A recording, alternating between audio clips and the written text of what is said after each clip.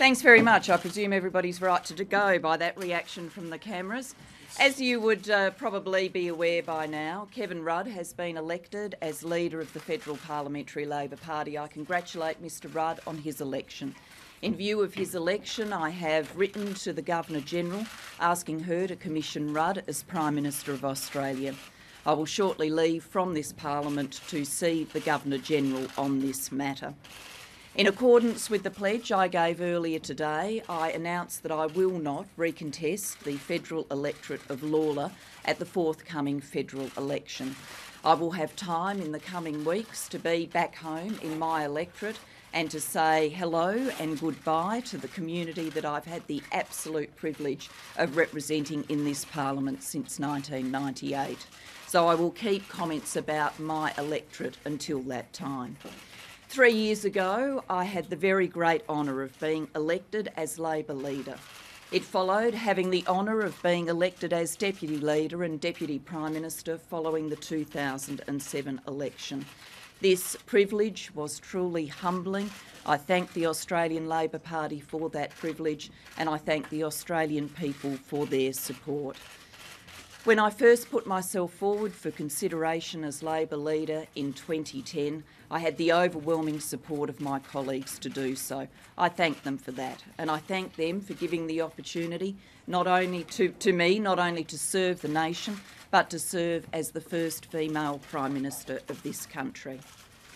In the years in which I've served as Prime Minister, predominantly I have faced a minority parliament, and I've also faced internal division within my political party. It has not been an easy environment to work in. But I am pleased that in this environment, which wasn't easy, I have prevailed to ensure that this country is made stronger and smarter and fairer for the future. I am very proud of what this government has achieved, which will endure for the long term. Very proud of the way in which we achieved health reform against the odds with newly elected Conservative leaders.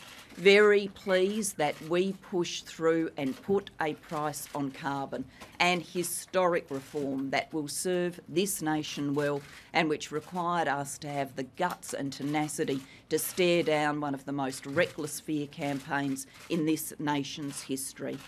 What we have achieved through disability care to launch on the 1st of July this year. Apparently an obvious reform to everyone now, but something that it took this Labor government to get done, and I am very proud of it. I'm very proud too of the work that we have done in Australian schools. Today we passed the legislation which means 60% of school children are covered by our new reforms. But this great Labor mission must be concluded, not only in the days that remain to the 30th of June, but in the days beyond by Labor winning the federal election.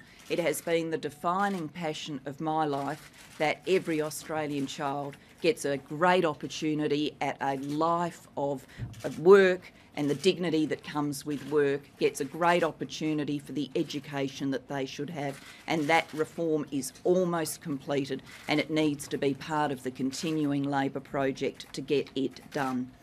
I'm also very proud of having commenced the Royal Commission into child sexual abuse in institutional settings. This Royal Commission is now working its way around the country. I believe it will have many years of work in front of it, but it will change the nation. It will change individual lives as people get to come forward and tell their story. It will change the nation because we will learn how to better protect our children for the future. I'm also very proud of the foreign policy achievements of this government. Things people said couldn't be done, we have done. Particularly, we have strengthened both our alliance with the United States while taking a major stride forward in our relationship with China. I'm very pleased too that we have taken big strides forward in other relationships, including our relationship with India. I am confident that I leave the Prime Ministership having strengthened the relationship with our major partners, every one of them.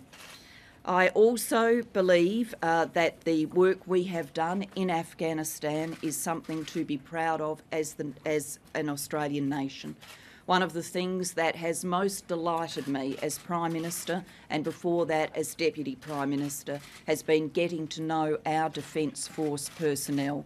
I can't claim that I came out of opposition with any great experience in defence or any great exposure to Australian Defence Force personnel.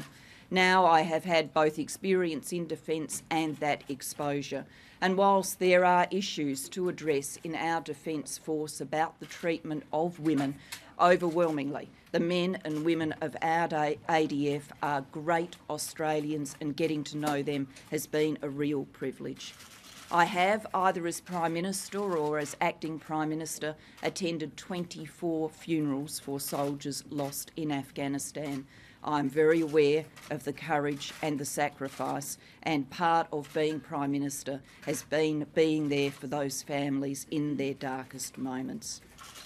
My colleagues through all of this journey have provided me with great support, and I want to thank them for that great support. They defied political gravity time after time to provide me with more support as leader of the Labor Party when the going got incredibly tough, when all of those that read polls and do the commentary on them were saying that there was only one logical conclusion, and that was to change the leader. My colleagues showed courage, they showed determination, they showed spine in the face of that kind of pressure. They showed conviction in our Labor project and in our Labor cause. They showed belief in the agenda of this Labor government. I understand that at the caucus meeting today, the pressure finally got too great for many of my colleagues. I respect that, and I respect the decision that they have made. But I do say to my caucus colleagues, don't lack the guts, don't lack the fortitude, don't lack the resilience to go out there with our Labor agenda and to win this election. I know that it can be done. And I also say to my caucus colleagues that that will best be done by us putting the divisions of the past behind us and uniting as a political party, making sure we put our best face forward at the forthcoming election campaign and in the years beyond. I want to just say a few remarks about being the first woman to serve in this position. There's been a lot of analysis about the so-called gender wars, me playing the so-called gender card, because heavens knows no one noticed I was a woman until I raised it.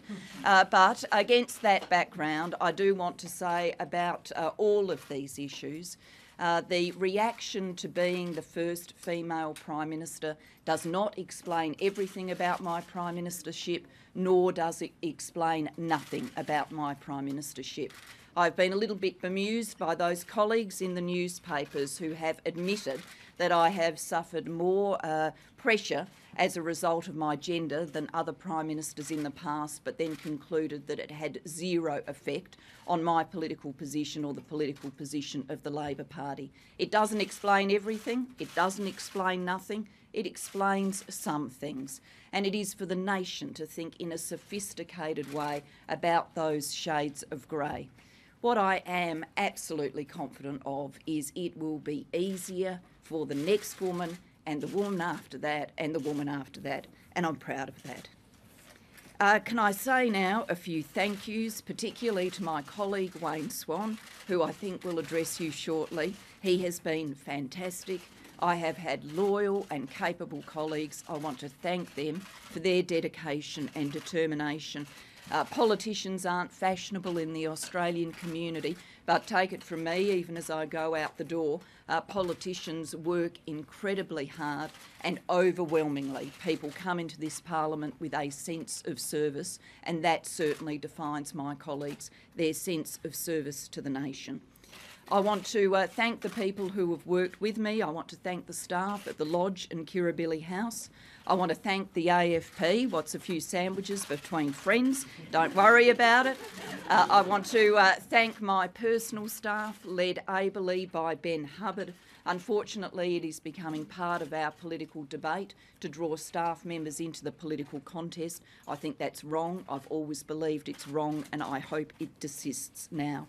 I would like to thank my electorate office staff, particularly Michelle Fitzgerald and Carlos, who have been with me since I was elected in 1998.